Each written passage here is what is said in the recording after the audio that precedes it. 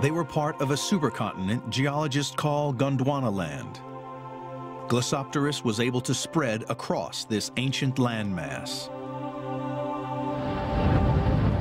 But then, Gondwana was split up by violent tectonic forces, which pushed the continents apart. And 80 million years ago, India broke away from the supercontinent. It traveled north and eventually smashed into Asia. To get the full picture, geologists now knew they must get an exact date for this collision. Once again, they turned to marine fossils. We know the age of collision of India and Asia from several factors, but the most important one is the age of the youngest marine fossils that are preserved along that collision belt. And the age of those fossils is very precisely dated, 50.5 million years. 80 million years ago, India left Gondwana. 50.5 million years ago, it hit Asia. India traveled 4,000 miles in just 30 million years. Very fast in geological time. India was drifting northwards across the Indian Ocean at very rapid plate tectonic speeds. And we're talking here between 10 and 12 inches per year, which is very rapid. It's this speed that goes some way to explain the unique size of the Himalayas. Because, as with any smash, the faster the collision, the bigger the wreck. The investigation has now uncovered clues to prove India and Asia were once separate. Ammonites are evidence that an ocean once existed between India and Asia. Glossopteris fossils prove that India was once part of a supercontinent called Gondwana land.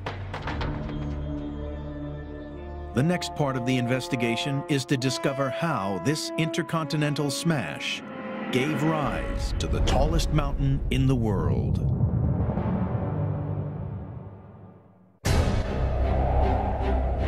Geologists piecing together the story of how Everest was made have shown that 400 million years ago, a wide ocean existed where the Himalayas now stand. India was part of Gondwana land until 80 million years ago, when violent tectonic forces threw the planet into turmoil and split up this ancient landmass, pushing India northwards. 50 million years ago, India collided with Asia. And for the next 30 million years, this intercontinental smash began to shape the world's highest mountains. Traces of the first stage in this process can still be seen in the Himalayas today. The best way to spot them is from the air. Because the high Himalayas are so incredibly inaccessible, I mean, just look at that view out there. There's a sea of mountains. All of them are over 20,000 feet. There must be hundreds of them. And those are impossible mountains for a mere mortal to climb. This is geology on a massive scale. The distinctive formations come into view. Huge folds of rock, clearly seen on the sides of the mountains. All of these folds that we're seeing right here on Dhaulagiri and Thupden Peak were formed during the first part of the Himalayan mountain building process. So when India first collided with Asia, the first thing to happen was that the northern margin of India started buckling and folding. And those folds are just so spectacular. When you look out the window here, they're just unbelievably impressive. Like a giant train wreck, India collided with Asia. The land and ocean floor that lay between literally folded up under the enormous pressure. But folds are only part of the story. Alone, they don't explain the Himalayas' vast size. Back on the trail, Searle is on the hunt for further clues. This is what makes the whole trip really worthwhile. We've just spent 5 days hiking up through the jungle, through the forest, pouring with rain, And up there, finally, are the high Himalayas. I just love those mountains. Look at those peaks up there. They are absolutely beautiful. Searle points to an intriguing giant scar which is revealed on the face of one of the mountains. It's evidence of the next dramatic phase in the building of the Himalayas. This is a sketch of what we're actually seeing in front of us, with the big mountain of Dhaulagiri here and the big folds on the peak of Thupden to the right, with this enormous great fault that is magnificently exposed right along the base of Dhaulagiri, coming right down to the Kaligandaki river valley at the bottom. The fault is a fracture running right through the mountains. Well, the first step in deforming the Himalayas is that the rocks are folded into giant folds. And when that process continues, the rock can no longer fold, so they become overturned folds. And when the process continues even further, that overturned fold actually moves along a very discrete fault plane. And that's exactly what we see throughout the whole Himalayas. So rocks are formed by folding and thrusting. Rocks can only be bent so far. Once rock has been bent beyond its limits, it breaks and causes a fault. The process of faulting puts different rock types one on top of the other. Faults are juxtaposed rocks of two different types. So the big, huge fault that cuts through the tops of the high Himalayas, the top of Everest, are rocks that are putting limestones over marble. This is exactly what was revealed by Kenton's rock samples from Everest. Limestones at the summit, lying on top of the hard marble of the yellow band. Evidence that the top of Everest was initially created by folding and faulting. But this only explains part of the story. To create a mountain the size of Everest, geologists knew that there must have been another, more powerful mountain building process at work. Clues to exactly what this process was can be found in the Kalemdikola River. This river is a giant garbage chute, bringing all these boulders eroded off the high Himalayas to the north and sweeping them down in great floods down to the plains of India to the south. So this was a great place to come to sample all the rocks that make up the high mountains to the north. As any detective knows, some of the best finds are made by sifting through garbage. This time it's garbage from the Himalayan peaks. This is exactly the rock I've been looking for. This is a beautiful example of a kyanite gneiss, which is composed of these beautiful blue bladed crystals of kyanite. Kyanite is a gemstone, and it gives a clue as to how these rocks formed.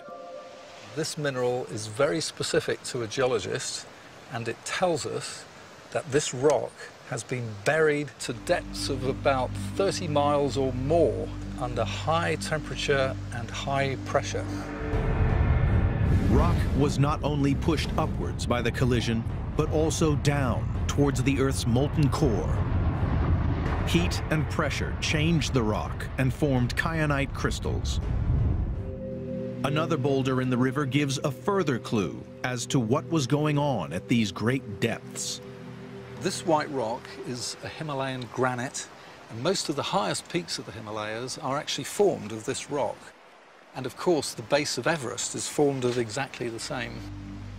The presence of these white streaks tell me that this rock was actually partially molten at the highest temperatures during the Himalayan mountain building process.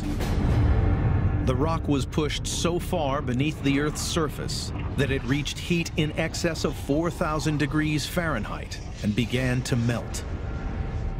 Once it was molten, it was able to move and flow.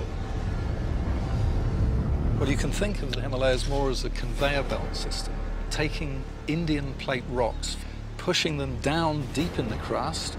They are altered by heating and increasing pressure, eventually melting to produce granite, and then forced back up to the surface along these giant shear plains.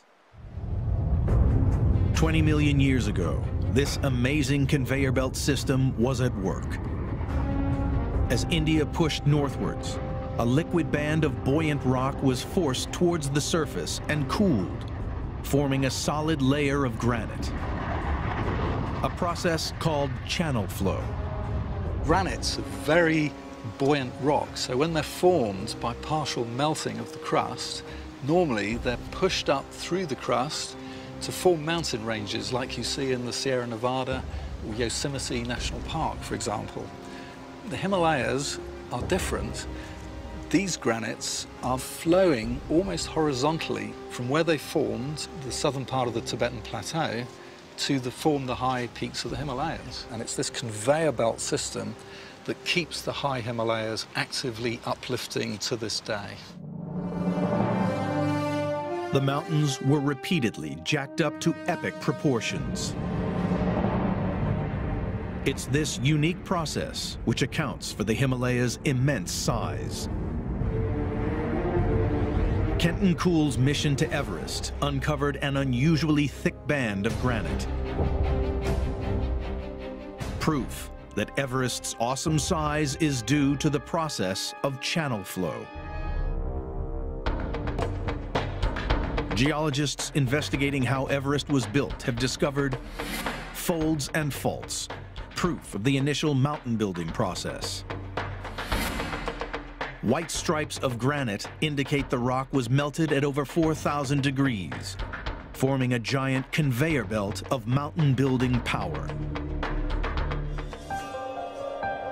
But the Himalayas were set to become part of a geological battle between catastrophic forces and powers which would challenge the very height of Everest. 400 million years ago, the Himalayas started out life at the bottom of an immense ocean. 50 million years ago, they were thrust into the skies as India smashed into the Asian landmass. Since that time, tectonic forces have created the tallest mountain in the world. But what of the immediate future? Will Everest continue to rise, or will this giant soon be cut down? John Galecka is investigating whether the processes which built Everest continue to this day. He has traveled to the remotest regions of Nepal and India, setting up GPS stations, which he hopes will provide him with the answer. All right, come as far as I can by car, and I've got a 3-hour walk straight up the slope.